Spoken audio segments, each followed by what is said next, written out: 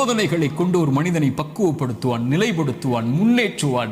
அவனுக்கு அடுத்த கட்டத்தை நோக்கி அவனுடைய வாழ்வை நகர்த்துவான். அவன் அதன் மீது நம்பிக்கை கொண்டிருப்பான். நலவு வந்தால் அல்ஹம்துலில்லாஹ், சோதனை வந்தாலும் அல்ஹம்துலில்லாஹ், அல்லாஹ்வை புகழ்வான், அல்லாஹ்விடத்தில் உதவி தேடுவான். இவன் முஃமின். ஆனால் பாவி, இறைவன் சோதனையை கொடுத்தால் அல்லாஹ்வை விட்டு விலகுவான், சோதனையை கொடுத்தால் பாவங்களை நோக்கி செல்லுவான், சோதனையை கொடுத்தால் இறைவனை மறந்து விடுவான். அது நலவின் சோதனையாக இருந்தாலும் பாவத்தின் சோதனையாக இருந்தாலும். இந்த குர்ஆனின் எச்சரிக்கை மிக்க இந்த வசனத்தை கேளுங்கள். ஃபலம்மா நஸூ மா துக்கிரு பிஹி, எம் நினைவை விட்டு நீங்கள் மறந்து வாழும் போது ஃபதஹ்னா அலைஹிம் அபுவாப குல்லி ஷை, வானத்தின் கதவுகள் எல்லாம் திறக்கப்படும், என்ன வேண்டுமோ கிடைக்கும்.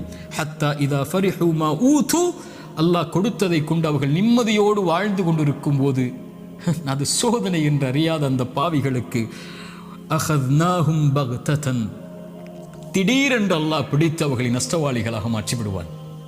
அல்லாஹ்வின் தூதர் ஸல்லல்லாஹு அலைஹி வஸல்லம் சொன்னார்கள், அடியானுக்கு அல்லாஹ் ஒரு சோதனையை இந்த உலகத்திலே விரைவுபடுத்துகிறான் என்றால்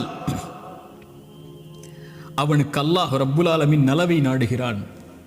அல்லாஹ் அவனுக்கு சோதனையை தாமதப்படுத்துகிறான் என்றால் பாவங்களின் காரணமாக நாளை மறுமையில் அவனுக்கு அல்லாஹ் ரப்புல் ஆலமீன் அதை கொடுப்பதற்கு அல்லாஹ் காத்திருக்கிறான். தீயதாக நல்லவருக்கு சோதனையை உலகத்திலேயே கொடுத்து அல்லாஹ் அவனை நெருக்கமாக்கி விடுவான். பாவியை விடுவான் அல்லது பிடிப்பான். பிடித்தாலும் விட்டாலும் அவன் அழிவது நிச்சயம். அல்லாஹ் ரப்புல் ஆலமீன் அப்படிப்பட்ட பாவங்களை விட்டு அல்லாஹ் எம்மை பாதுகாப்பானாக.